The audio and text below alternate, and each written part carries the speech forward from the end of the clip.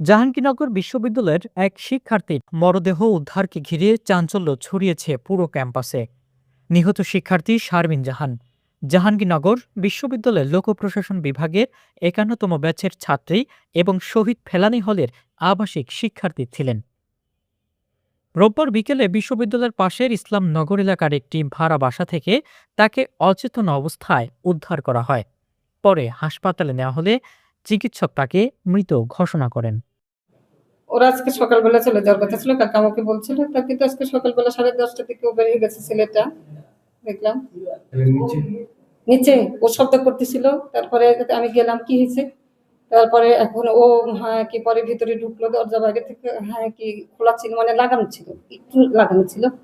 তো পরে ভিতরে ঢুকলো, ঢুকে কি ছেলেটা স্বামী আর কি ওনার হাজবেন্ড ভিতরে ঢুকলো, ঢুকে তারপর বলতেছে আন্টি আন্টি বলার সাথে তারপরে আমি আবার এদিকে দরজা খুলে দিল। ভিতরে আমি গেলাম, যাই দেখি যে মেয়েটা শুয়ে আছে দুই দিকে হাতটা ছড়ানো। বলতেছে কি হয়েছে? আমি বলছি কি ও যেন কথা বলতেছে না। তখন আমি বললাম তাহলে কি ডাক্তারের কাছে নিতে হবে? তখন আমি তাড়াতাড়ি করে ভেতরে যে দেখি কেমন জানি একটা অবস্থা। তখন আমি দৌড়ে তাড়াতাড়ি করে বেরিয়েছি যে তাড়াতাড়ি অ্যাম্বুলেন্স নিয়ে আসি, তাহলে নিয়ে গেলে হয়তো সেন্সলেসও হতে পারে, তাহলে ঠিক হয়ে যাবে, এটা বলছি। তারপরে আমি কি করলাম, কি ছেলে পেলে মানে কি জন্য ওদেরকে নিয়ে যাওয়ার জন্য কোনো মোবাইল করে তাড়াতাড়ি করে অ্যাম্বুলেন্স আনার ব্যবস্থা করলাম। পাশে আগে মোবাইল করলাম, নক করলাম যে তাড়াতাড়ি বের হোক, মেয়েটা অসুস্থ হয়ে পড়ছে। বললাম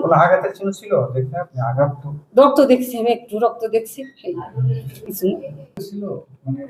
না এভাবে আমি এতটা করি নাই। পরে খালি দেখলাম এরকম, আমার ইচ্ছা ছিল যে তাড়াতাড়ি করে মেডিকেলে নেওয়া হোক, মানে সুস্থ হয়ে যাবে। এই অ্যাম্বুলেন্সে মোবাইল করতেছিলাম বারে যে নিয়ে আসলে। আচ্ছা, তারা কি আসলে বিবাহিত? আপনি কি কোনো কাজ? হ্যাঁ, স্বামী স্ত্রী কি বলেই ওরা বাসা ভাড়া নিয়েছে। আপনার কাছে কোনো ডকুমেন্ট ছিল? হ্যাঁ, ডকুমেন্ট ছিল। তো যে কি কাবিন নামা আর লোকের ছেলেটাই ডাক দিন এনে শব্দ করতেছিল, মানে দরজায় শব্দ করতেছিল, তার সেই শব্দ না ডাকতেছি তাই এরকম।